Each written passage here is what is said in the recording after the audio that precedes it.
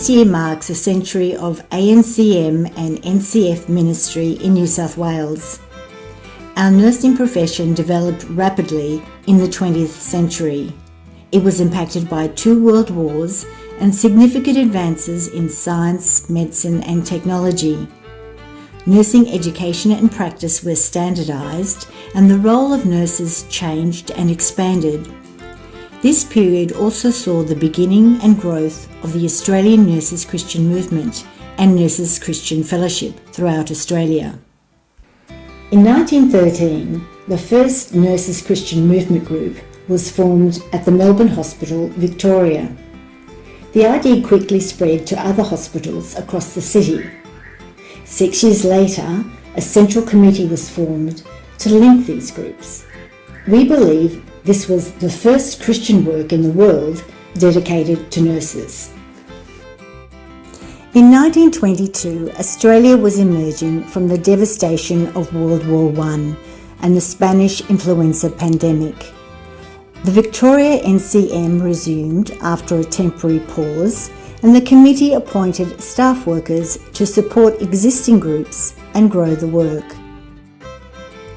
Christian leaders who had heard of the work in Victoria invited NCM worker Fanny Collett to Sydney. As a result of her visit, they formed a committee to start a Nurses Christian Movement in New South Wales.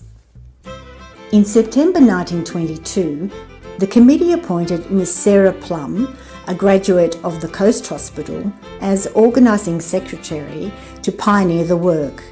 She led the New South Wales branch for 25 years and assisted in developing a branch in Queensland.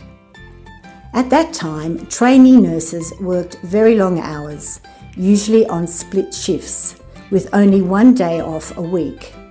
This meant they were seldom able to attend church services and other Christian activities. The newly formed movement, dedicated to meeting their spiritual needs, was enthusiastically welcomed. The ministry among nurses and nursing students expanded rapidly, leading ANCM to engage additional staff. By the 1960s, the staff team had increased to 6. Until the end of the century, the New South Wales branch continued to employ staff and appoint volunteer associate staff.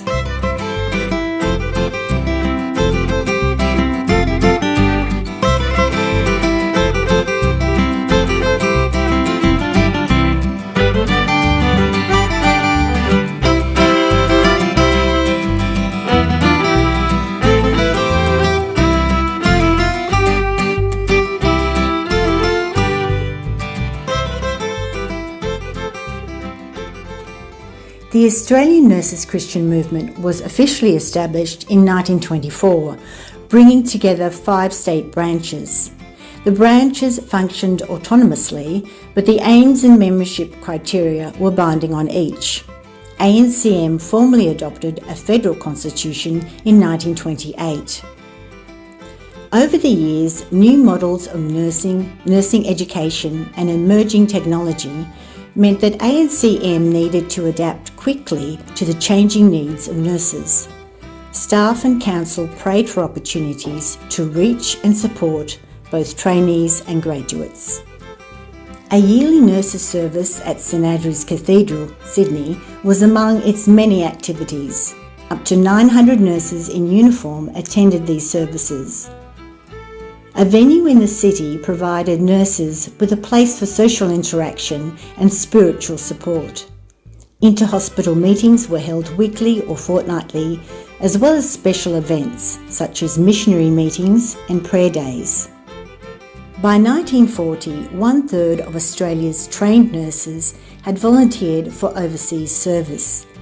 Throughout the years of World War II, there was a quick response by ANCM to serve these nurses. In New South Wales, ANCM presented each Army nursing sister leaving Australia with a specially bound and inscribed New Testament. Staff and members of ANCM also served as hostesses at a club and hostel for Army and Air Force nurses at St Andrew's Place in Sydney. Many contacts and friendships were made.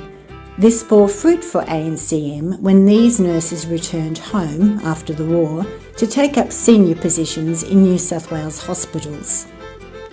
During the 1940s, 50s and 60s, ANCM flourished, with groups functioning in most metropolitan and larger country hospitals. Trainee nurses lived in nurses' homes, and there were good attendances at hospital groups.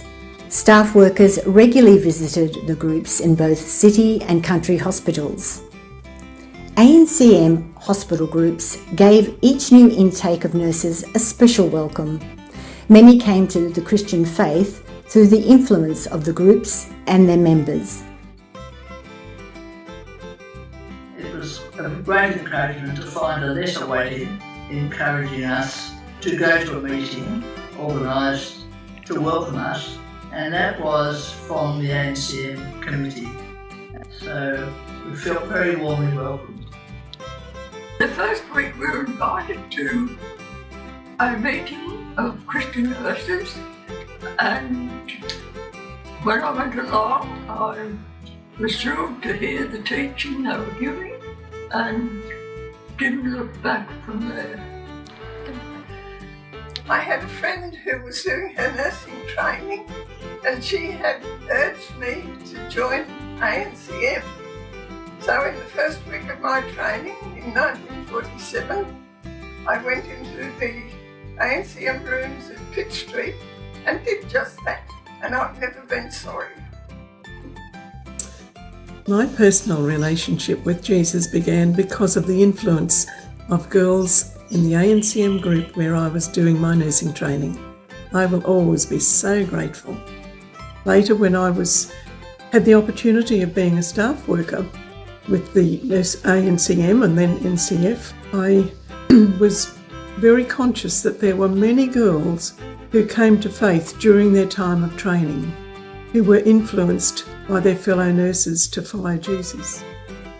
ANCM owned a nurses' holiday home called Hokanui at Katoomba in the Blue Mountains. Staff conducted house parties and informal weeks there almost monthly. There were also leadership conferences for hospital group leaders and beach camps for student nurses. Many members were serving on overseas missions and in remote areas of Australia. ANCM cared for them by praying, writing and sending copies of the Cap and Cuffs magazine. Cap and Cuffs was edited by Dr. Paul White of Jungle Doctor fame and published in New South Wales. An ANCM group was established in the Northern Territory by Lorna Phillips, a member from Sydney. The New South Wales branch supported this work.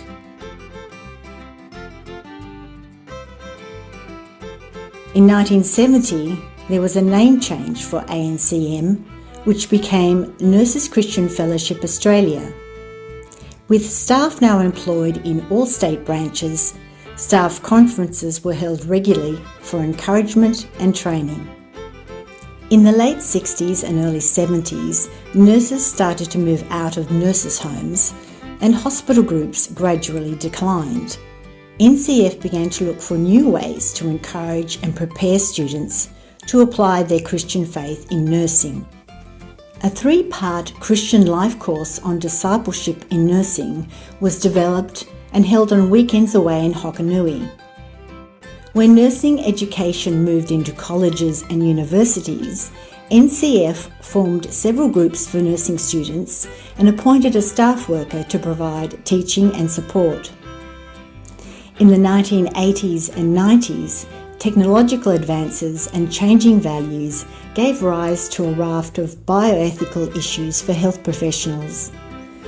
NCF responded with workshops and seminars on ethical issues and frameworks for ethical decision-making in nursing.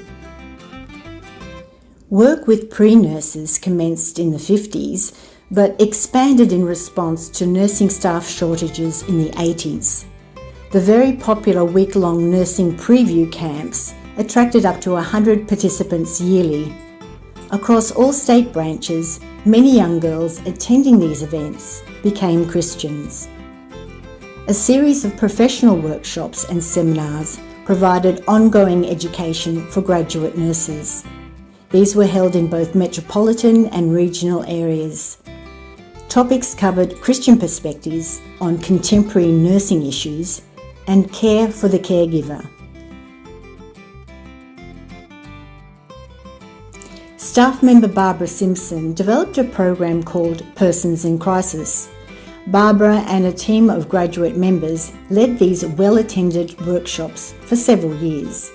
The curriculum was on the cutting edge of nursing, recognising the significance of addressing the needs of the whole person in illness and hospitalisation. In the 1980s, NCF introduced courses on spiritual care in nursing practice. This was in response to a growing recognition by the nursing profession of this important dimension. The courses also brought a Christian perspective to spiritual care. As there was yet little teaching available on this aspect, the program was popular with NCF members and other interested nurses. Margaret Hutchison developed curricula that could be used in secular settings. It was taught in ongoing education programs for some Sydney health areas, nursing homes and Christian healthcare providers. More recently, the NCFI course on the Art and Science of Spiritual Care was accredited by the Australian College of Nursing and presented by NCF in New South Wales. Other fruitful initiatives include regular professional breakfasts, national conferences, the saline process witness training, developed by International Healthcare Services Global, and the Faith in Practice newsletter, which became a national publication. In 2017, NCFA New South Wales closed to become part of a restructured NCFA, and its story became part of the national one. What is the future of NCFA in New South Wales and throughout Australia?